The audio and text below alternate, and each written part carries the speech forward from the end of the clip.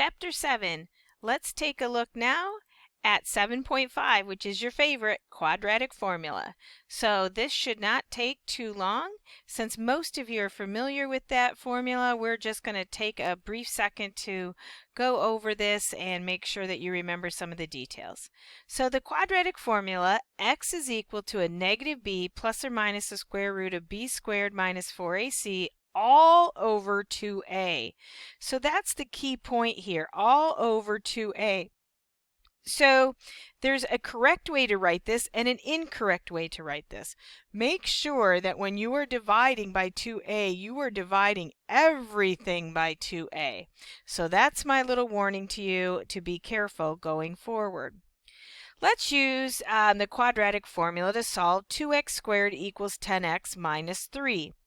Remember, we need to get this in standard form, which is everything on the left-hand side set equal to 0. So subtract 10x and add 3 so that everything is on the left-hand side and that equation is equal to 0. Now you can find the values of a, b, and c. A is equal to 2, b is equal to a negative 10, and c is equal to 3. So we use that information to substitute into our quadratic equation. So the negative b is still negative outside negative 10, plus or minus the square root of b squared minus 4ac, all divided by 2a. So that's where we get this formula on the bottom, which is that make sure you always keep it x equals all of that. Now start to simplify. We start to simplify right under the radical sign first. Well, I shouldn't say that. Let's get rid of this negative here to make it positive, plus or minus. Now we know that a negative 10 squared is 100 minus 4 times 2 is 8. 8 times 3 is 24. So under the radical sign, we have 100 minus 24, and that is where this 76 comes from, all over 2 times 2. So you have 10 plus or minus 76, all divided by 4. Now, we look to ourselves and think, what square number goes into 76? And 4 does. So we can rewrite the square root of 76 as the square root of 4 times the square root of 19. That's where this 2 comes from, the square root of 4.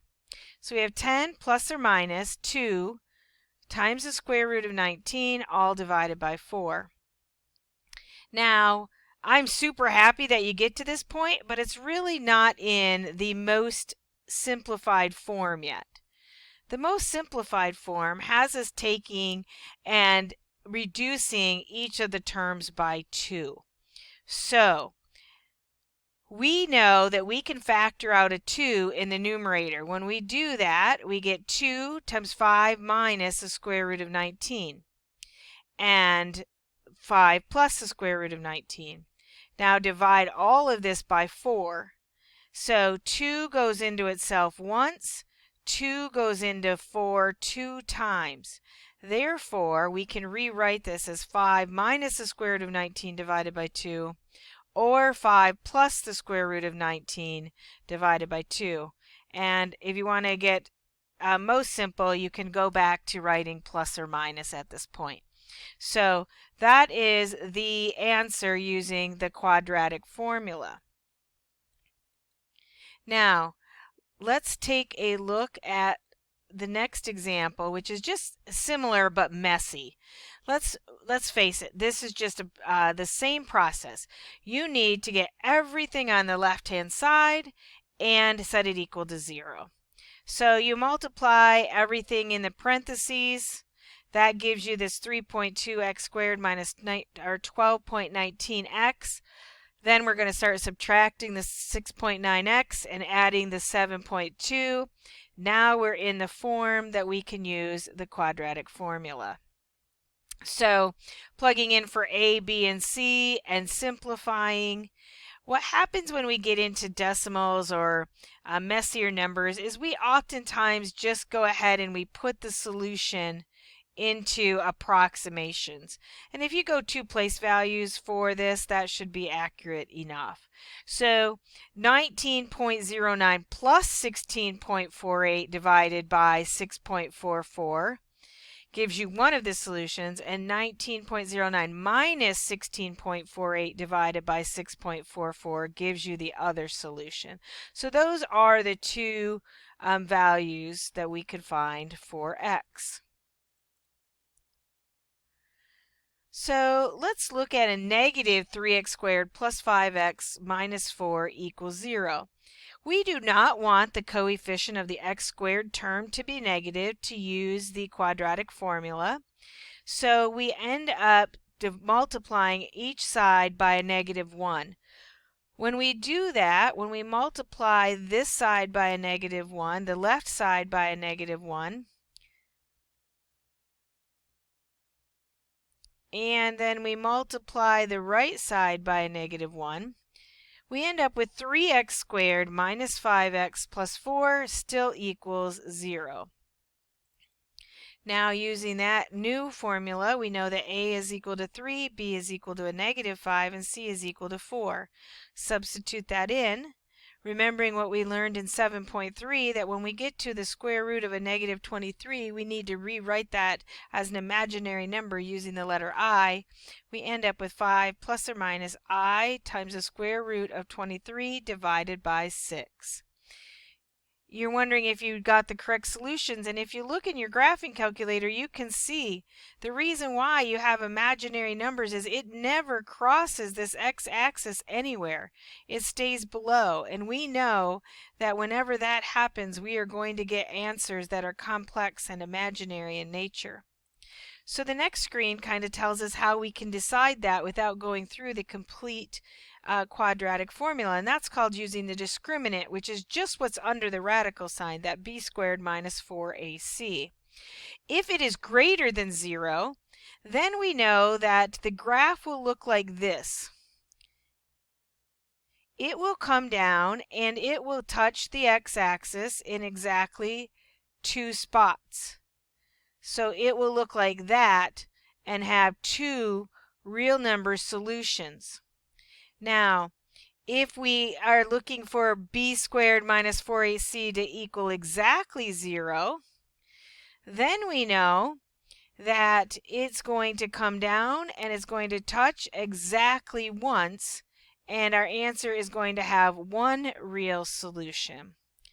And in the last case scenario, if the discriminant is less than 0, then what we know is that the parabola is not going to touch the x-axis at all. It might be that case or it might be this case, but either way it's not going to touch the x-axis at all, and we'll have an I and an imaginary answer for that. So those are some ways to just check the discriminant and make sure you're getting the correct number of solutions for the problem. So in the equation 2x squared minus 3x plus 5, if we look at the discriminant, so b squared minus 4ac, we have a negative 3 squared minus 4 times 2 times 5. So we have 9, and then we have minus 4 times 2 is 8, and 8 times 5 is 40. And we know that 9 minus 40 is a negative 31, and that's telling us then that we can expect to get 2 imaginary solutions. So how do we know which method to use that we've learned so far to solve quadratic equations? Use factoring when it's easy to use factoring. That will get you to those x values very, very quickly. We can use a square root property that we learned in 7.3 when you have something in the form of x squared equals a number, or the quantity squared equals a number. That's a quick way to get there. Otherwise, and by the way, we did not do completing the square because you can use all of these other ones instead. If you can't use factoring or square root property, go ahead and use the quadratic formula. That will make the most sense for you. And you know what? If you just plain love the quadratic formula and want to use it all the time, that is definitely your option. The quadratic formula never steers you wrong, but it can take more time in the long run than the other factoring and square root property if it's in the correct form. So how would we model this? So modeling the quadratic function is, let's take a look at the annual consumption of bottled water in the United States since 1990. So you are going to put these in your list 1 and list 2 so that you can do a scatter plot. Remember that in your list 1, you need to put T, which is the years since 1990. So make sure that you are adjusting 2009 to be how many years since 1990, 2010, how many years since 1990. So that's important for you to put in list 1 and then put the other values in list 2, and let's take a look at this. So a possible equation will look like 0.163t squared minus 2.446t plus 36.43. Now let's make sure this model fits well by putting in your scatter plot in that equation, and it will look like it fits well, so let's proceed with that equation. To predict when the annual per person consumption will be 57 billion gallons, we will substitute 57 for the output of that formula. But before we can use a quadratic formula, it is imperative that you remember this. It has to be set equal to 0 before you find A, B, and C. Now that we have the equation set equal to 0 by subtracting 57 from both sides, we can plug it into the quadratic formula. When we plug it into the quadratic formula and we continue to simplify, we find that t is equal to approximately a -6 and approximately 21. Remember, t was years since 1990. A -6 means -6 years before 1990. That would be 19, I'm not sure why they have -6 representing 1994, sorry. But 21 years since, they must have done it since 2000 in this part. Sorry, they have switched slides on me.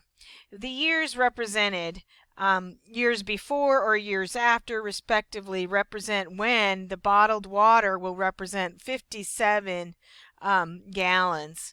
So therefore, in 2021, which is next year, this model predicts that the per person consumption of bottled water will reach 57 gallons.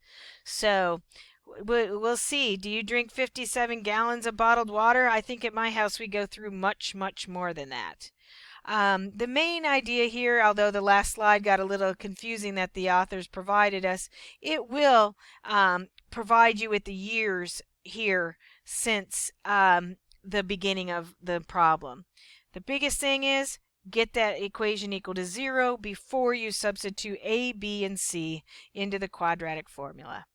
I hope you have a great week, and I will be in touch very soon. Bye-bye.